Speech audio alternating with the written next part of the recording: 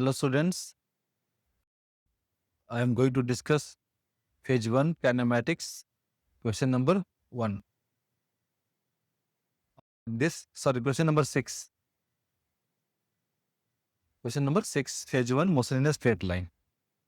So here it's given brakes are applied to a train traveling at 72 kmph.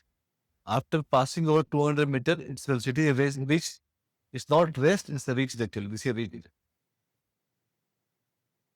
is reached to 36 kmph at the same rate of retardation. How far further will it go before it brought to rest?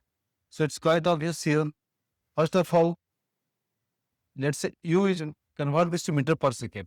So 72 kmph, I can write here 72 into 5 by 18 meter per second. Correct.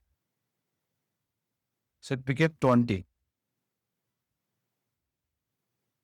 Similarly, V, or you can write here, this is U1, this is V1. This is, it's becoming after traveling 200 meter, 36. So 36 into 5 by 18 meter per second. So this will become 10 meter per second. Correct. Now, because the acceleration is constant, so I can apply formula here. V1 square is equal to U1 square. And instead of plus, I write minus here because it's retarding. Minus 2a s. S is 200. Substitute the value here. See 10 square is equal to 20 square minus 2 into a into 200.